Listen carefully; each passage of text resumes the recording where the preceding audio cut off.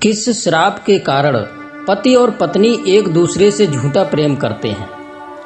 किस कारण पति और पत्नी एक दूसरे की आंखों में धूल झोंककर धोखा देते हैं? दोस्तों, आइए जानते हैं इस कहानी के माध्यम से कि आखिर पति और पत्नी एक दूसरे से झूठा प्रेम क्यों करते हैं। नमस्कार प्रिय दर्शकों, आप सभी दर्शकों का हमारे गगन ज्ञान सरोवर यूट्यूब चैनल में बहुत बहुत स्वागत है। दोस्तों, आपसे निवेदन है इस कहानी को पूरा अवश्य सुने। यदि कहानी आपको पसंद आए तो कहानी को लाइक अवश्य करें, हमारे चैनल को भी सब्सक्राइब कर लें। प्रिय दर्शकों, एक समय की बात है जब देवी माता लक्ष्मी भगवान विष्णु से कहती हैं कि हे प्रभु, आज जब मैं मृत्युलोक पर गई थी तब मैंने देखा कि कलयुग के स्त्री पुरुष एक दूसरे के प्रति सच्चे प्रेम की भावना नहीं रख रहे हैं। स्वामी, एक पति पत्नी को धोखा दे रही है तो वहीं दूसरी ओर पति भी पत्नी की आंखों में धूल झोंककर पराई स्त्रियों से ज्यादा लगाव रखते हैं। हे परम परमेश्वर, मैं जानना चाहती हूँ कि कलयुग के पति और पत्नी एक दूसरे से प्रेम पूर्वक अनुरूप क्यों नहीं रहते हैं। मित्रों, तब भगवान श्री हरि विष्णु मुस्कुराते हुए कहते हैं कि हे देवी, आपने जो प्रश्न किए हैं वह अत्यंत महत्वपूर्ण है। यह एक कलयुग के स्त्री और पुरुष को मिला हुआ श्राप है। यह दैत्यों के गुरु शुक्राचार्य के द्वारा दिया हुआ श्राप है। देवी, कलयुग सबसे शापित युग है और इन सभी शापों का प्रभाव मनुष्य जीवन पर पड़ रहा है। आज मैं आपको इसी विषय में एक कथा सुनाता हूँ जिसे सुनने मात्र से मनुष्य के पाप नष्ट हो जाएंगे। जो भी स्त्री पुरुष इस कथा का श्रवण करेगा उनके बीच में प्रेम की वृद्धि होगी। इसलिए हे देवी, आपसे मेरा निवेदन है कि आप इस कथा को ध्यान पूर्वक जरूर सुने और समस्त मानव जाति के कल्याण हेतु इसका प्रसार भी करें, क्योंकि जब तक मनुष्य ईश्वर की भक्ति में लीन रहेगा तब तक कलकी की माया से दूर रहेगा। हे देवी, जिस दिन लोग ईश्वर का नाम नहीं लेंगे, पूजा अर्चना तथा धर्म से विमुख हो जाएंगे, उसी दिन से महाप्रलयकारी कलयुग की शुरुआत होगी। मित्रों, तब देवी कहती हैं कि हे प्राणनाथ, मैं इस कथा का श्रवण ध्यान पूर्वक करूंगी, कृपा करें और आप मेरी शंकाओं को दूर करें। मित्रों, भगवान श्री हरि विष्णु कहते हैं कि हे देवी, सतयुग काल की बात है। देवताओं के पास अमृत की शक्ति नहीं थी। वे भी सामान्य मनुष्य तथा दैत्य की तरह ही मृत्यु को प्राप्त हो सकते थे। फिर कुछ समय के पश्चात देवताओं और दैत्यों के बीच में महाभयंकर युद्ध शुरू हुआ, जिसे हम देवासुर संग्राम के नाम से भी जानते हैं। यह युद्ध कई वर्षों तक चला था, जिसके विपरीत परिणाम तीनों लोगों पर पड़ा। जहां इंद्र द्वारा वृत्रासुर का वध हो गया था और परम पिता ब्रह्मा जी ने इस युद्ध को रोकने का आदेश भी दे दिया था। तब कुछ समय के लिए विश्व में शांति हो गई थी। इस युद्ध के दौरान कई सारे देवतागण अपने प्राणों की आहुति दे चुके थे। मित्रों, भगवान श्री हरि विष्णु कहते हैं कि हे देवी, शुक्राचार्य ने कई हजार वर्षों तक घोर तप कर भगवान शिव को प्रसन्न करते हुए मृत्युंजय संजीवनी विद्या को ग्रहण कर लिया था। इस युद्ध के दौरान दैत्य गुरु शुक्राचार्य के पास मृत संजीवनी विद्या होने के कारण वे पुनः सभी दैत्यों को जीवित करने लगे, जिस कारण से देवताओं की संख्या तेजी से घटने लगी और असुरों को वरदान के रूप में बार बार जीवन दान मिल रहा था। तथा देवताओं के गुरु बृहस्पति भी इस बात को लेकर बहुत चिंतित थे, क्योंकि अब स्वर्ग पर असुरों का आगमन होने को है। चिंता के कारण उनकी बुद्धि भ्रष्ट हो रही थी। असुरों की इस प्रकार की अवस्था को देखकर सभी देवतागण भयभीत होकर मेरे पास सहायता मांगने हेतु क्षीर सागर में आ गए थे। मित्रों, भगवान विष्णु कहते हैं, हे देवी, आप तो जानती ही हैं कि मेरा दूसरा नाम छलिया है। जो काम सहजता के साथ न होता हो उसे मैं अपनी चतुरता से सहजता पूर्वक कर लेता हूँ तथा किसी भी वरदान का तोड़ ढूंढ ही लेता हूँ। जब सभी देवतागण इंद्रदेव, गुरु बृहस्पति, ब्रह्मा और कुबेर क्षीर सागर में आते हैं और अपनी सारी व्यथा मुझसे कहते हैं, दोस्तों, तब श्री हरि विष्णु सभी का मार्गदर्शन करते हुए उन्हें शांत करते हैं और कहते हैं, हे देव गुरु बृहस्पति, मेरे मन में एक युक्ति है जिसे आप और आपका पुत्र कर सकते हैं। तब देवगुरु बृहस्पति आश्चर्य के साथ श्री हरि विष्णु से पूछते हैं, प्रभु आप क्षण मात्र भी विलंब ना करें, आप हमें शीघ्रता के साथ में अपना सुझाव दें। मैं और मेरा पुत्र कच्छ अपने प्राण देकर भी इस कार्य को जरूर पूरा करेंगे। मित्रों, श्री हरि कहते हैं कि हे बृहस्पति, दैत्य गुरु शुक्राचार्य की कमजोरी उनकी प्रिय कन्या देवयानी है, उसके लिए कुछ भी करने को तत्पर रहते हैं। आपको मेरा सुझाव है कि आप अपने पुत्र कच्छ को दैत्य गुरु शुक्राचार्य के पास मृत संजीवनी विद्या की शिक्षा प्राप्त करने हेतु भेज दें। और भगवान विष्णु कच्छ से कहते हैं कि तुम देवयानी के साथ प्रेम पूर्वक रहो, जिस कारण से तुम्हें अपने कार्य को करने में कोई विपत्ति नहीं होगी, और अपने लक्ष्य को पूरा कर वापस स्वर्ग की ओर प्रस्थान करो। तब कच्छ कहता है कि हे प्रभु, मेरा यह सौभाग्य है, आपकी आज्ञा स्वरूप आदेश से मैं आज ही गुरु शुक्राचार्य के आश्रम की ओर प्रस्थान करूंगा। पिताजी, आप मुझे आशीर्वाद दें और आज्ञा दें कि मैं अपने कार्य को नित्य रूप से पूरा कर लूं तथा देवताओं के कल्याण के कार्य हेतु संपन्न कर सकूं। मित्रों, भगवान विष्णु के कहने पर कच्छ अपने पिता बृहस्पति और श्री हरि को प्रणाम करते हुए शुक्राचार्य के आश्रम की ओर चला जाता है और उनके आश्रम में प्रवेश कर जाता है। तब वह कहता है, हे गुरुदेव, आपको मेरा सादर प्रणाम। मैं देव गुरु बृहस्पति का पुत्र कच्छ हूँ। आज मैं आपकी शरण में आया हूँ। हे प्रभु, मेरा आपसे निवेदन है कि आप मुझे अपने शिष्य के रूप में ग्रहण करें। मैं इस संसार को साक्षी मानकर नित्य भक्ति भाव से आपकी सेवा करूंगा। जो कार्य आपको अप्रिय है वह मैं कभी भी नहीं करूंगा। मित्रों, कच्छ को शरण में आते हुए देख और उसके स्नेह पूर्वक वचनों को सुन दैत्य गुरु शुक्राचार्य उसकी एक परीक्षा लेते हैं, जिसे वह सफलतापूर्वक पूर्ण कर लेता है तो उनका विश्वास पात्र बन जाता है। कच्छ हर दिन नित्य रूप से अपने गुरु की सेवा करता है, उनके सभी कार्यों में उनका साथ देता है, उनका हाथ बटाता है। उनके आश्रम में उनके बीच सब कुछ भूलकर सच्चे भाव से अनुरूप हो गया था। इसी बीच शुक्राचार्य की पुत्री, जिसका नाम देवयानी था, वह हर दिन कच्छ पर अपनी नजर टिकाए उसकी गतिविधियों को और सुंदरता को देख रही थी और मन ही मन उससे प्रेम करने लगी। उसका कच्छ के प्रति इतना प्रेम बढ़ गया कि वह उसकी यादों में खुद को भूलकर भविष्य के सपने देखने लगी। मित्रों, भगवान विष्णु कहते हैं कि हे देवी, कुछ माह का समय बीतने के बाद कच्छ अपनी योग्यता के अनुसार आश्रम का सबसे प्रिय शिष्य बन गया था। वहीं दूसरी ओर असुर शिष्यों के बीच में इस बात की खलबली मच गई थी कि एक देवता पुत्र हमारे बीच रहकर के गुरु का प्रिय बन गया है। तभी कुछ असुरों ने कच्छ को अपने रास्ते से हटाने की योजना बनाई। फिर एक दिन की बात है, जब कच्छ अपने मित्रों के साथ गायों को चराने हेतु उनके साथ वन में चला गया।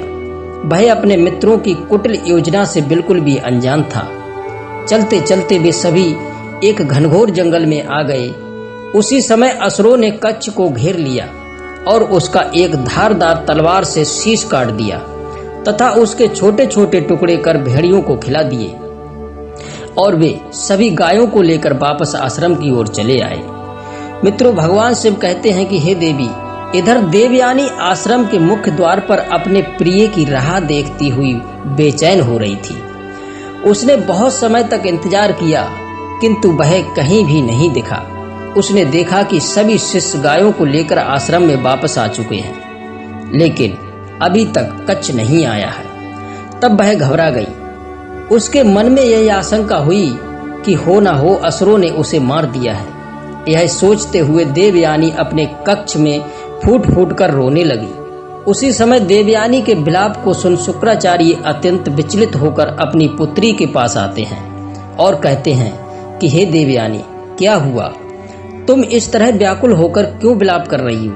दोस्तों, भगवान विष्णु कहते हैं, हे देवी। तब देवयानी अत्यंत भावुक होकर कहती है, पिताजी आप मुझे क्षमा करें, मैंने आपसे बात गुप्त रखी थी। मैं देव कुमार कच्छ से प्रेम करती हूँ और मैं उसके बिना एक क्षण भी नहीं रह सकती। मैं उसके बिना जी नहीं सकती। आप कुछ भी करें, मेरे प्रिय सखा को वापस लेकर आएं, अन्यथा मैं भी अपने प्राणों को त्याग दूंगी। अपनी कन्या के ऐसे निष्ठुर वचनों को तथा कच्छ के प्रति प्रेम को देखकर शुक्राचार्य अत्यंत भावुक हो उठे। तब उन्होंने देवयानी को शांत करते हुए कहा कि पुत्री, तुम शांत हो जाओ, मुझ पर विश्वास करो। अभी मैं देखता हूँ कि कुमार कच्छ कहाँ है। मित्रों, भगवान विष्णु कहते हैं, देवी शुक्राचार्य अपने दिव्य दृष्टि से देखते हैं कि कच्छ के साथ में क्या हुआ था। तभी उन्होंने वह सारा दृश्य देख लिया और मृत संजीवनी का प्रयोग करते हुए कच्छ का नाम पुकारा। उसी समय जंगल में से भेड़ियों के पेट को फाड़कर कच्छ बाहर निकला और चलते हुए आश्रम में आ पहुंचा। मित्रों, भगवान विष्णु कहते हैं, हे देवी, इस प्रकार प्रिय कच्छ को वापस आता देख देवयानी अत्यंत प्रसन्नता के साथ उससे बातचीत करने लगी। वहीं कच्छ ने भी अपने गुरु को प्रणाम करते हुए अपने साथ हुई घटना के बारे में जनता को व्यक्त किया। अपने प्रिय शिष्य कच्छ और कन्या देवयानी के ऐसे प्रेम को देख शुक्राचार्य भी प्रसन्नचित्त हो गए। इसी तरह कुछ दिन बीतने के बाद फिर एक दिन शुक्राचार्य ने एक यज्ञ का आयोजन किया और उन्होंने अपने शिष्य कच्छ तथा उसके साथियों को नीलकमल लाने हेतु सरोवर की ओर जाने का आदेश दे दिया। जब वे सभी सरोवर के पास में आते हैं तो फिर से असुर शिष्यों ने सही अवसर को देख कच्छ का शीश काटकर उसे तालाब में फेंक दिया। उसी समय तालाब की मछलियों ने कच्छ के शरीर को निगल लिया। दोस्तों, इस प्रकार से सभी शिष्य नील कमलों को लेकर आश्रम में आ गए। तब शुक्राचार्य अपने यज्ञ की प्रार्थना कर रहे थे। वहीं दूसरी ओर देवयानी अपने प्रिय की खोज कर रही थी।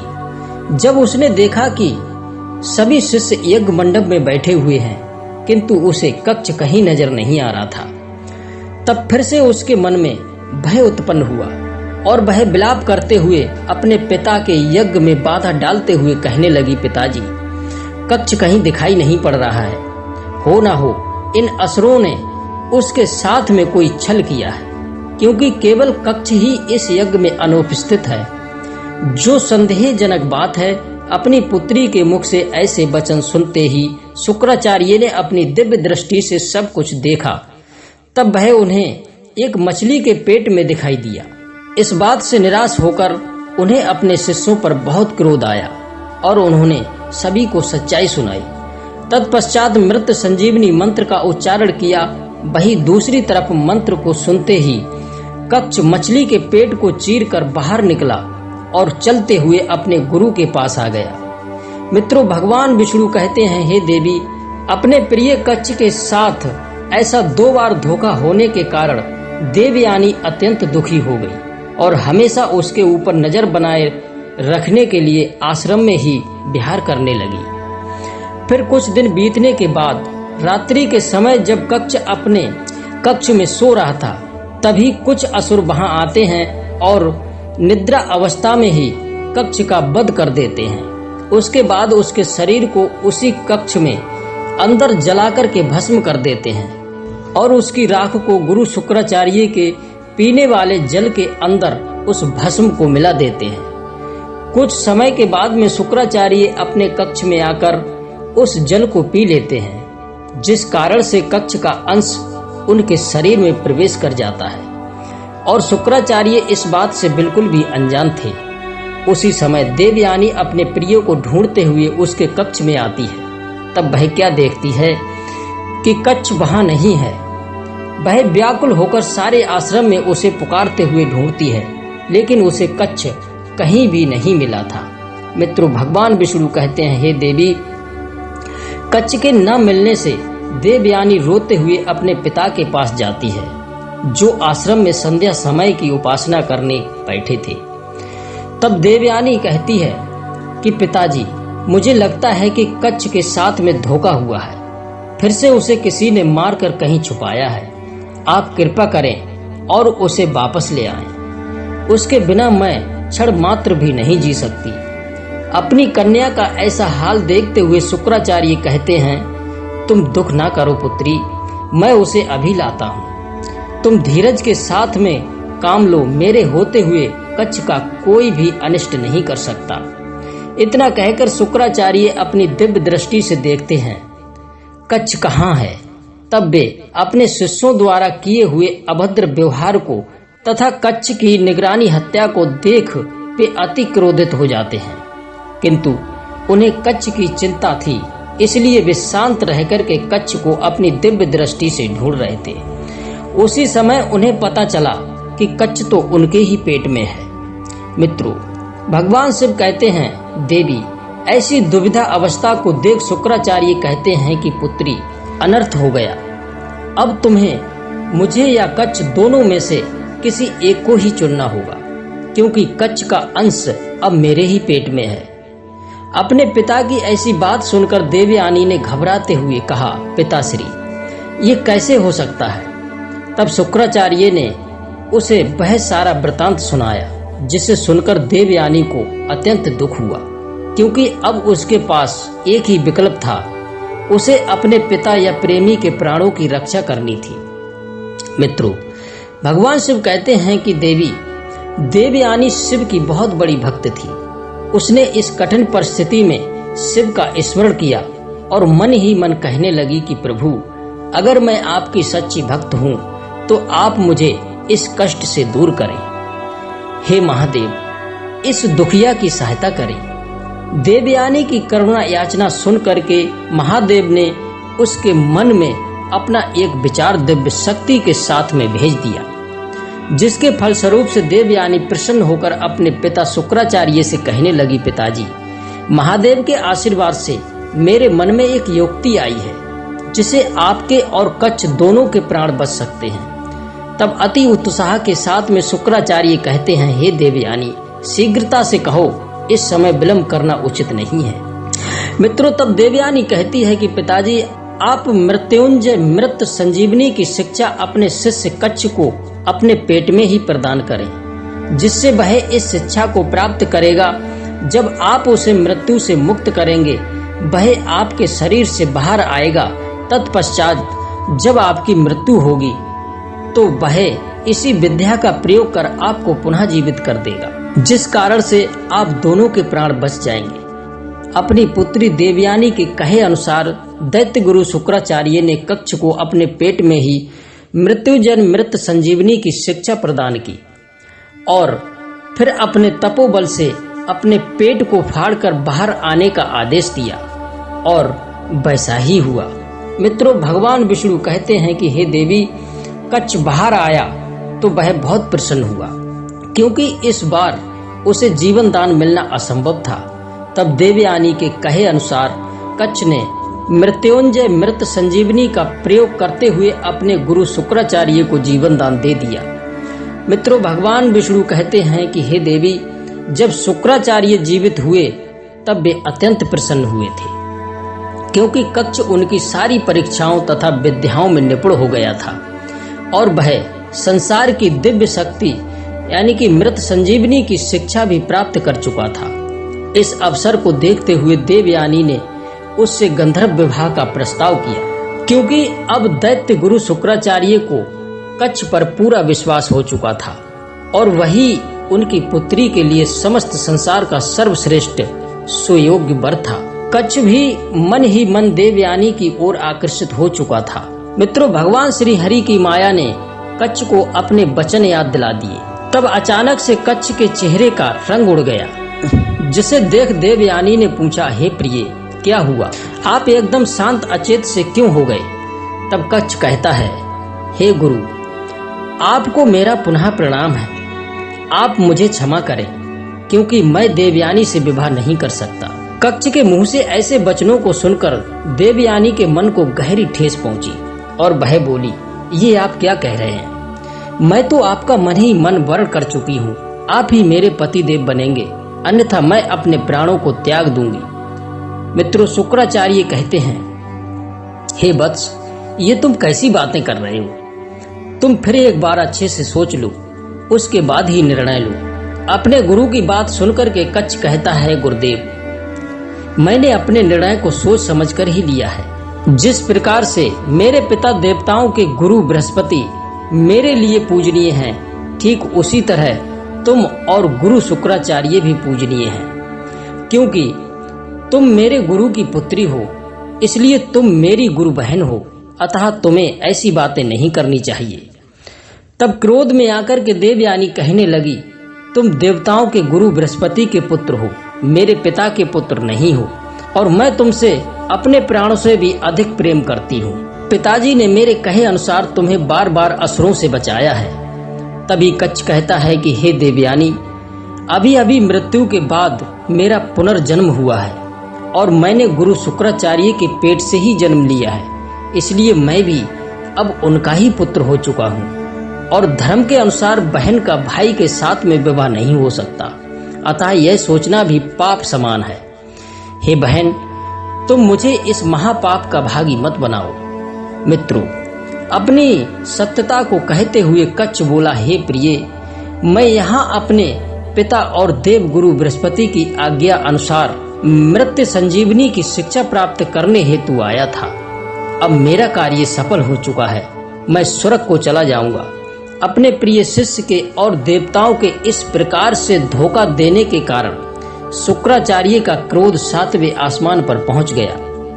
दोस्तों, अपने ही प्रिय द्वारा इस प्रकार से चले जाने से देवयानी ने क्रोध करते हुए कच्छ से कहा, कच्छ, इस समस्त संसार को तथा मेरे पिता को साक्षी मानकर और मेरे तपोबल के आधार पर मैं तुम्हें श्राप देती हूँ कि तुम अपने इस जन्म में तथा जन्म जन्मांतर तक कभी गृहस्थी में सुखी नहीं रहोगे।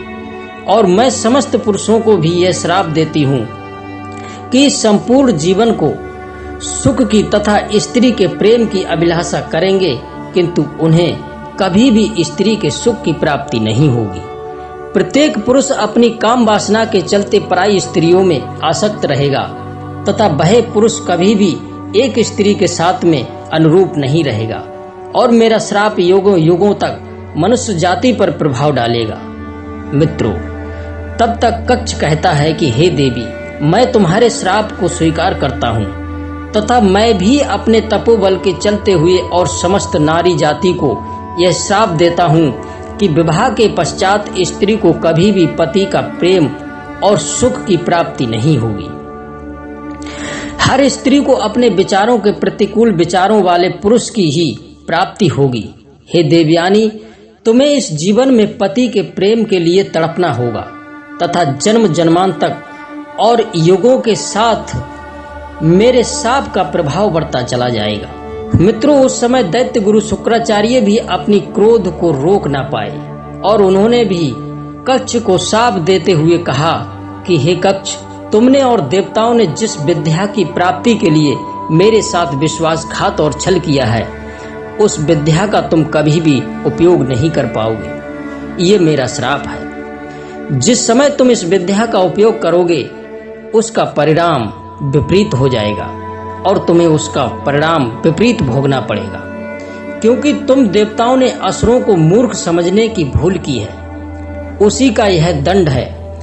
मित्रों, इस प्रकार से कच्छ और देवयानी के शाप के प्रभाव से आज कलयुग के पति पत्नी का एक दूसरे के प्रति प्रेम कम हो रहा है। सतयुग में एक पुरुष केवल एक ही स्त्री के साथ में विवाह करता था, किंतु वही त्रेता युग द्वापर में पुरुषों ने कई कई स्त्रियों के साथ में विवाह किए थे, फिर भी वे पति पत्नी प्रेम पूर्वक सुखी जीवन यापन नहीं कर पाए हैं। इसलिए इस श्राप का प्रभाव सबसे अधिक कलयुग में है। कलयुग में स्त्रियां स्वेच्छा सारणी बन जाएंगी, उनका भी मन किसी एक पुरुष में नहीं रहेगा, इसलिए वह भी अपने प्रेमी या पति की आंखों में धूल झोंककर पर पुरुषों के साथ में अनैतिक संबंध स्थापित करेंगे।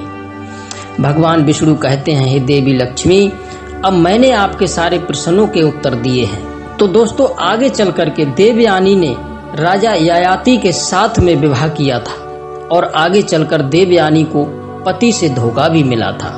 दोस्तों, यदि आपको हमारी वीडियो पसंद आई हो तो वीडियो को लाइक अवश्य कर दीजिएगा, चैनल को सब्सक्राइब करना ना भूलें। आप सभी का बहुत बहुत धन्यवाद। जय श्री कृष्णा, जय श्री राधे।